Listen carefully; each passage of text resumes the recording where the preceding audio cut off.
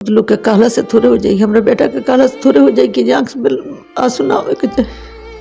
हृदय रुआ तो कहाँ जाइए।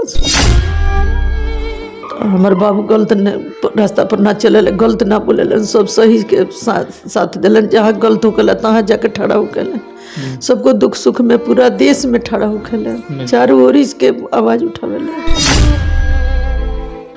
गैलन की जहाँ मम्मी हाजिर हो खतानी तो रोइया जाओ न तो हम टूट जाए, हम 10 दिन में आ जाए। हमारा बेटा से जे इतना घतमराई कैले बस एक कहियो पूर्ण पड़ी, जितना हमारा आँख से लूर गिरता उतना ओकर आँख से खून गिरी, एकदम गिरी। बहुत हमरा आत्मा के तकलीफ बा। हम भगवान से गुहार लगौले बनी, पूरा नेता लोग से गुहार लगौले बनी, पूरा प्रशासन से गुहार लगौले जल्दी हमारे बेटा चलो। तो सर कुछ के हमरा सपना नहीं है, बस हमारे बाबू चला।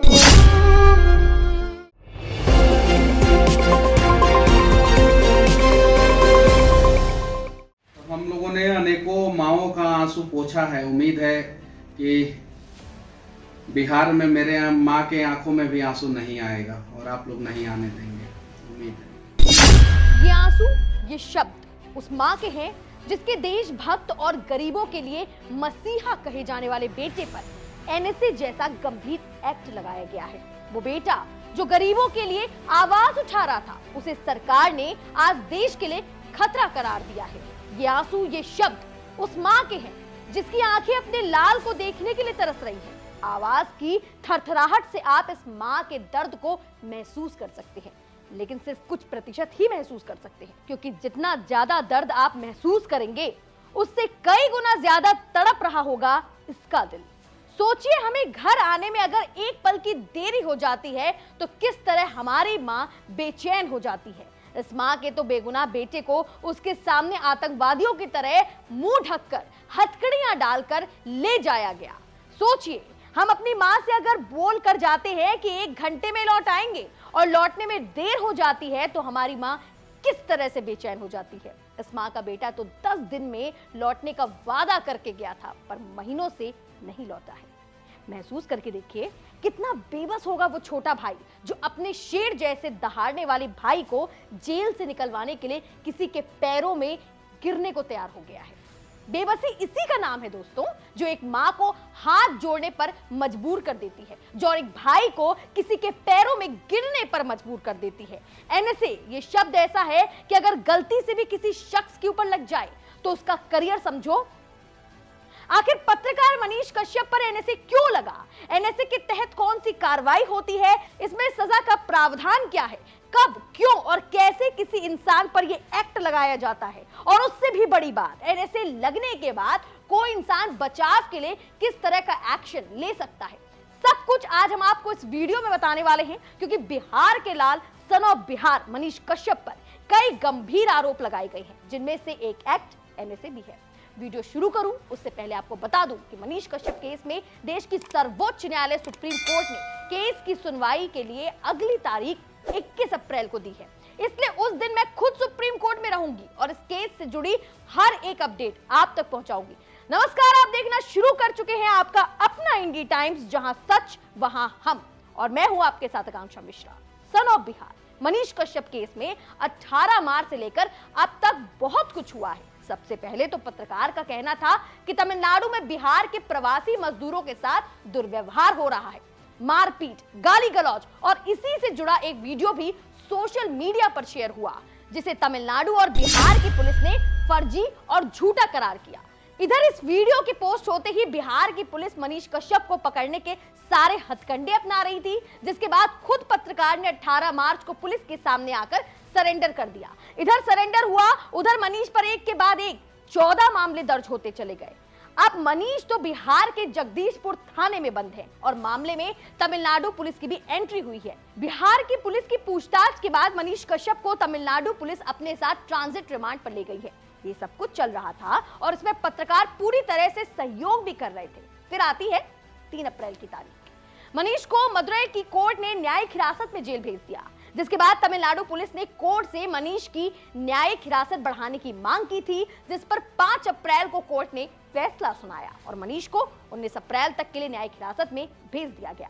अभी मनीष जेल में ही है उनके लिए उनके परिवार वालों और उनके एडवोकेट से मिलकर 5 अप्रैल को सुप्रीम कोर्ट में पहली याचिका दायर की थी, जिसमें सुप्रीम कोर्ट से अंतिम जमानत देने और अलग अलग राज्यों में दर्ज हुई एफआईआर को एक साथ क्लब करने की मांग की गई थी। अब इस बीच मनीष पर एनएसए के तहत भी मामला दर्ज है। पता है आपको एनएसए या रासुका क्या होता है? दरअसल ये दोनों शब्द एक ही हैं। ये एक ऐसा कानून है जिसके तहत किसी बहुत बड़े खतरे के चलते शख्स को हिरासत में लिया जा सकता है। यानी अगर किसी इंसान से सरकार को, पूरे देश को खतरा महसूस होता है तो उसे गिरफ्तार किया जाता है और कोई खास खतरा महसूस होने पर पुलिस उस एक्ट के तहत हिरासत में ले लेती है।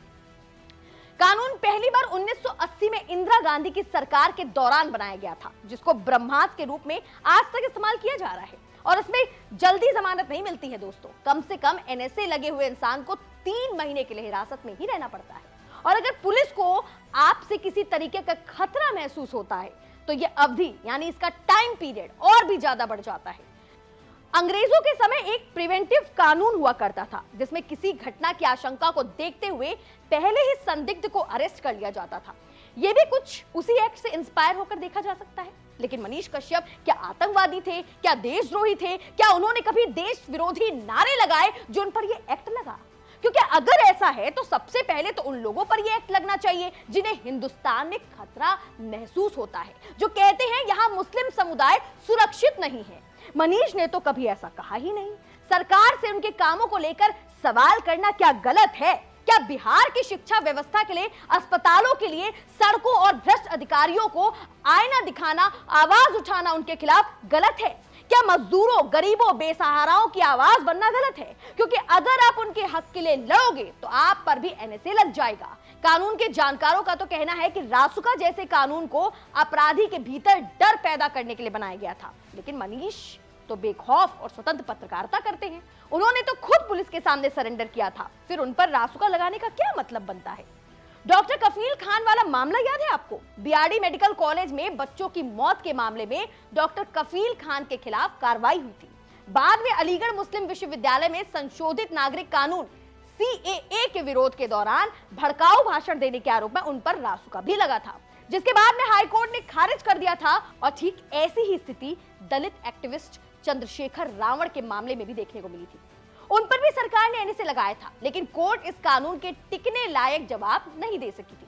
मनीष कश्यप केस में रासुका लगने के बाद उनका केस लड़ रहे एडवोकेट से लेकर उनके घर वाले बात को लेकर परेशान हैं कि आखिर मनीष पर इतना गंभीर एक्ट क्यों लगाया गया। हमें अब कोर्ट की अगली तारीख यानी कि 21 अप्रैल का इंतजार है। आप सबने पत्रकार मनीष कश्यप और उनका समर्थन दे रहे हमारे चैनल इंडी टाइम्स को बहुत प्यार दिया है। उम्मीद है आप आगे भी सच की लड़ाई में सन ऑफ बिहार और हमारी स्वतंत्र पत्रकारिता को हौसला और बल देंगे। देखते रहें इंडी टाइम्स, आपकी अपनी आवाज, आपका अपना चैनल।